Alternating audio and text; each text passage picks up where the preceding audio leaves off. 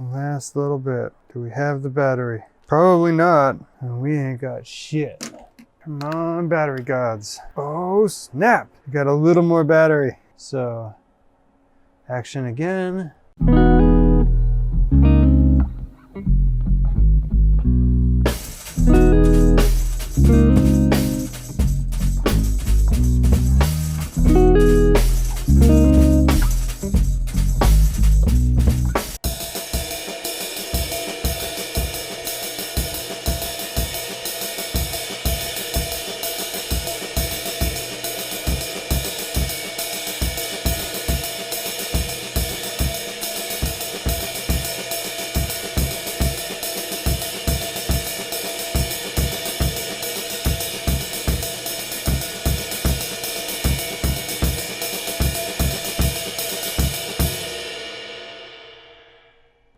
Dudes, Nate from 8020, back for a lesson of the week. I know it's been a minute.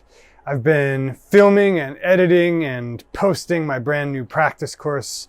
I'm super psyched about it. As soon as I'm done with this lesson, I'm actually going to shoot a quick bonus for my insiders. You know, that sounds super internet marketery, but that's what I am. I'm also a drummer though.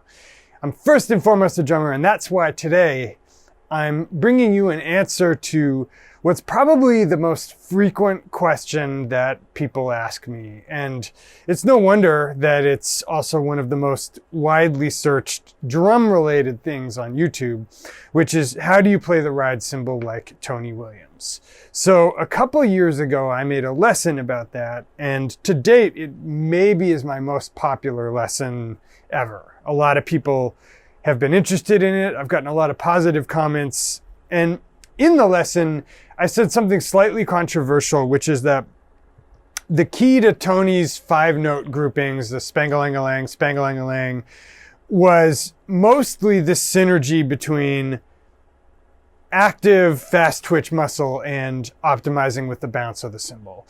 And I think what people correctly pointed out was that I maybe gave short shrift to the idea of this drop catch motion. And I know that there's plenty of evidence from videos and even from Tony's own clinics that he's doing a variation of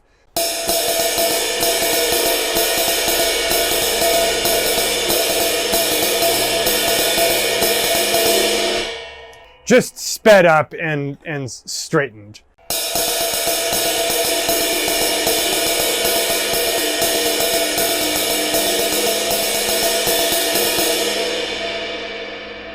So, as you might be able to tell, I'm not the greatest at this, and that's one reason why it's been a couple years and I haven't really released a part 2. But apropos my practice course, my goal, my one thing that I've been focusing on these last 2 weeks has been improving my ride cymbal. So I feel like I've at least struggled through the muck and mire on this enough to comment on it as someone not preaching to you from on high from atop the mountain, but as someone maybe up the next switchback of that trail going to the top of the mountain. So I just have some really simple exercises for you about how to get this Tony Williams ride cymbal thing into your vibe.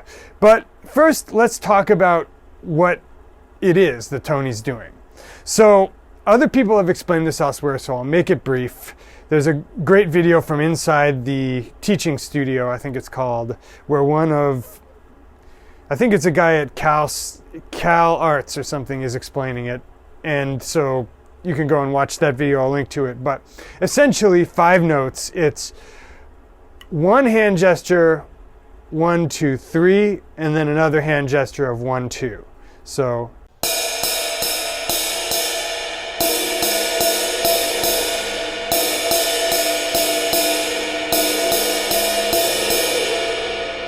and if you're interested in the fine-grained mechanics of what makes that work and how it's supposed to feel, I recommend you watch my first Tony Williams video. But for the purposes of today, we're just going to assume you know what that is and go from there. So we're going to give you exactly 3 exercises to work on this.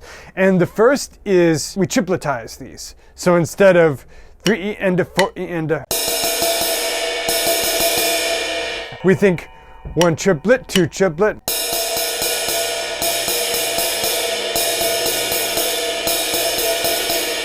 So you can do this a few ways. You can just do it on a practice pad or on the cymbal with the hats on all fours. So 3 triplet, 4 triplet.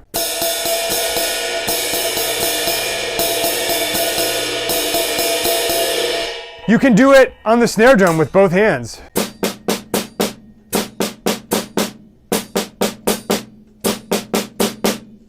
You can tell my left isn't as good as my right. Or you can do it like it's a swing beat with the hats on 2 and 4. So.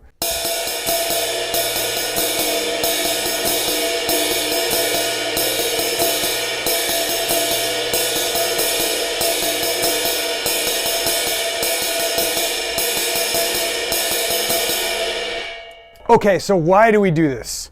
Another thing from my practice courses, I'm really big on having a reason for stuff. If there's not a reason why you're doing it, then it's just what Nassim Taleb calls teaching birds to fly. Why do we do this? Is it just an arbitrary exercise? No. The reason we do it this way is to shift our perception of the emphasis to where we need to make another down motion with our hand. So if we're thinking in 8ths or 16ths, 2, 3, 4, we're not putting the downbeat in the place where we need to make another down motion with the hand. And that's really crucial. I think the number one thing that was hanging me up when I would try to get faster with this is not committing to the ba-da-da, ba-da, ba-da-da, ba, that part. So it's the fourth sound of the 5 sounds. So by moving that to the downbeat, it's 3, 4, ba-da-da, downbeat, da-da-da, downbeat. Okay, so you get that. So you can do that slow to fast. Another pro tip is if it starts to feel too fast, make it quieter. Reducing the distance your stick tip has to travel is going to make it easier for you to play faster. But like I said in the first Tony Williams ride video, find the spot where it's just at the edge of comfortable and try to sit there until it gets more relaxed, almost like you're stretching a muscle. Okay, so then just 2 other exercises that I like to do slow to fast with this. Again, similar to an exercise that was in the original Tony video, but now we're thinking about that new wrist choreography.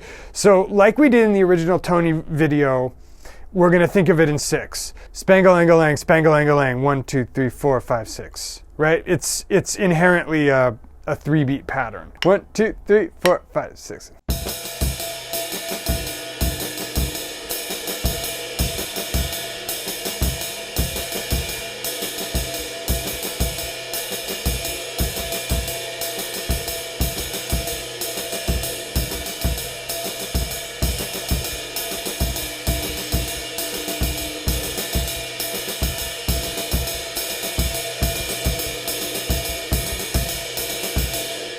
Etc.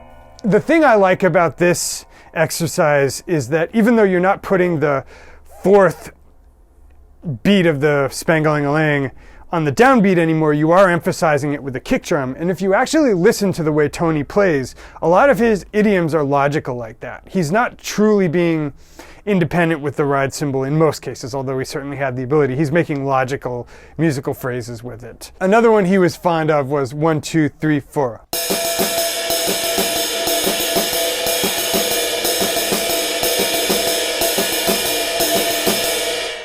So you can do that as well. So, but the original exercise, 1, 2, 3, 4, 5, 6.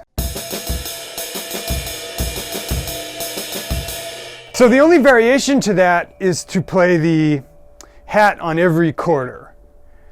And this will get you into that sort of 4 and more Miles Smiles type of vibe with it, and you'll be able to practice 2 skills at once, the other one being lining the check of the hats up with the ride cymbal. So that'll sound like this. 1, 2, 3, 4, 5, 6.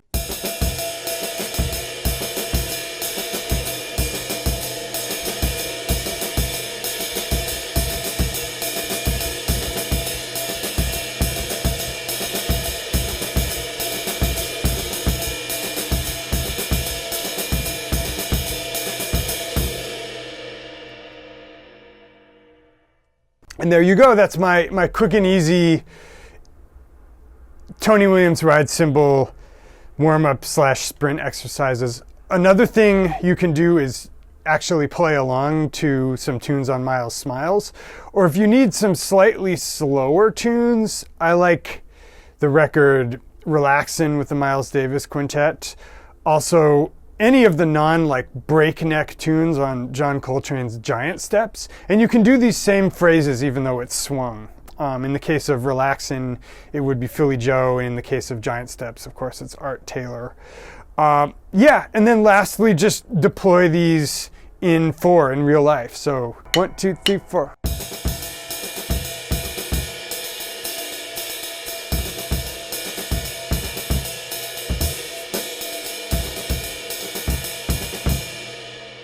Etc.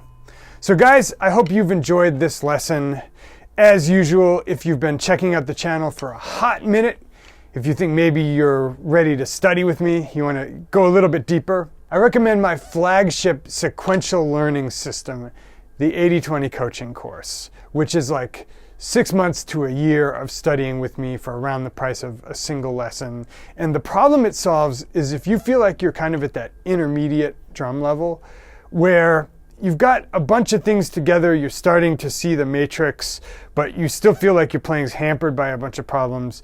In general, you're having trouble improvising, you're not sure why you're keeping gigs maybe, and you wish you could just play more modern sounding chops, but also in an organic way that feels like you, not like you're faking it. This is the problem the coaching course solves. It's basically verbatim all the exercises I use to take myself and my students from that intermediate to more of an advanced spot. And that's only open a few times a year, but if you want to get on the wait list for that, find out more about it, and get a completely free gateway drug to the material we'll be covering in the coaching course, I recommend you click below the player and check out my 3 free videos. There are 3 videos that'll make your playing better in 3 weeks than it's gotten in the last 6 months.